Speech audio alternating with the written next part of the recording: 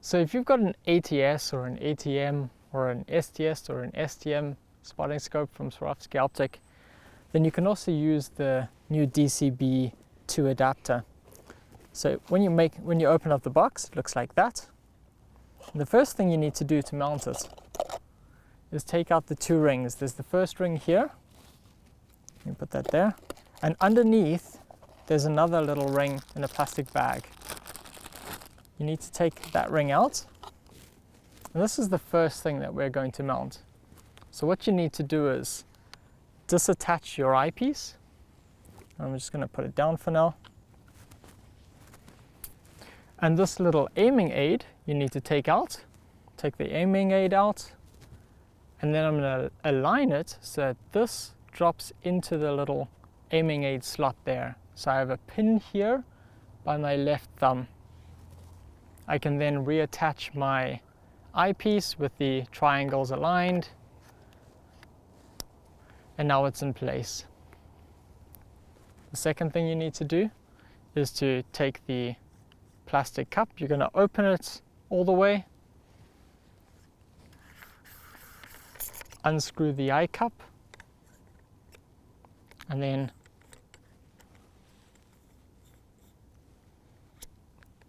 slide the plastic tube all the way on. Tighten it. You want to tighten it so it's firm, but not too tight.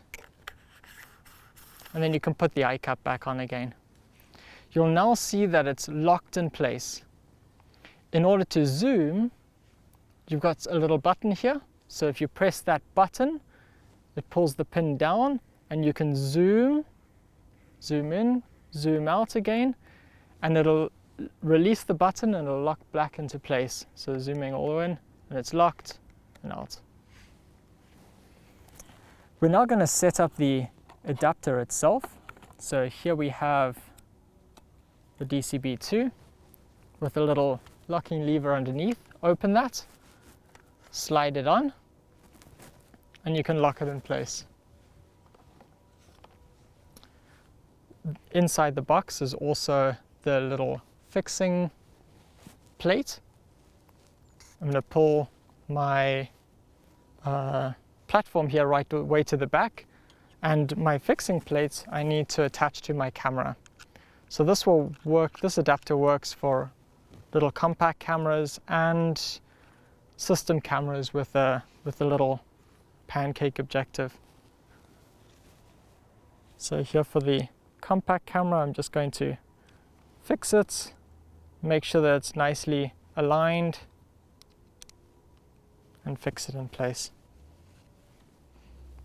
Turn the camera on so that the lens comes out, and then you want to slide it in behind the lens. You can open up underneath here as well to do the vertical adjustment. So you get that in place, but then you can just start playing around with it until you get a nice white image or a light image in the center with a neat black vignetting. That vignetting line should be nice and neat and black. Once you've got it centered, you can check by zooming in a little bit to get rid of the vignetting and make sure you've got the perfect position. Once you've got the perfect position, you don't have any vignetting, you can then close it. To release it again, you need to press the black button out, and then you can release the entire camera. Closing the lever again, it'll lock automatically back in place. When you're out in the field, you can use the camera like this for digiscoping, or if you want to, you can use the little lever here. That button there will release the bottom part, and you can slide it up and it'll lock into place. You'll see it's here locked into place. I can then go birding or whatever, looking at my wildlife, and when I've found something interesting, then all I need to do is release the button here, swing it down, and it'll automatically lock into place like that. If you don't want the sound, you can just hold it up and lock it into place like that. So now it's locked and ready to use. If you've got a fairly simple compact camera, then you can try and use a mode like kids and pets or sport, which is your camera's way of trying to get a fast shutter speed. Because right now we're talking about focal lengths of over 1,000 millimeters, so you need a really fast shutter speed in order to get a sharp photo, and that's critical in digiscoping. The other things that you can do, if you've got a better camera, you can put it onto A or AV, that's aperture priority mode, depending on your camera, what they call it. And what you want to do there is open up the aperture as much as possible, which the smaller the number, the bigger the hole, the bigger the hole, the more light, the faster the shutter speed. So I'm going to open it all the way to, right now it's 2.6. You want to set your ISO so that it is suitable for your camera. ISO, the higher the ISO number, the more sensitive the sensor is to light, so you can take a faster photo.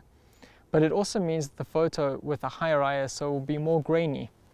I know that with this particular camera, I'm okay with an ISO of 400. So I'll typically start with it on 400. I'll take a photo, and if I'm happy with that photo, if it's sharp, then I'll try 200, I'll try 100 to try and get a photo with less graininess. Other things that you can try is to put it onto macro mode, that's the little flower. And typically we find that these cameras work best with their autofocus on macro mode. So you need to focus it until it looks pretty focused on your subject. Press it down halfway. So don't press all the way through, just press it down halfway, see where your camera focuses, and then make sure that it's focused exactly where you want to focus, where you want it focused, not on the branch behind what you want to photograph, for example. And once you've got that, you can, and it's focused where you want, you can push through nice and gently. It's important that you push through gently, and you'll see my palm was there, but you can also use your thumb like this. But you want to push nice and gently through, because as soon as you push hard, you bring in shake into the system. Something else that can help with reducing shake is to use a countdown timer, like a 2-second timer. I'm just going to press gently take my hand away, and it takes a photo. You can also use a burst mode where you can take 5 photos. 5 photos don't cost you more than 1 photo. And then you can throw away the photos that aren't the best one. Pick out the best and keep that one. If you are out in the field and it is, say it's blowing or raining, and you want to protect your camera, in the bag you'll find this little sack, and this is waterproof. So what you can do is just slide it over your camera, which means that your whole camera and everything is nicely protected in there. Don't go swimming with it, but it'll hold out rain, and it'll hold out wind and sand and things like that. So it'll keep your camera nice and protected.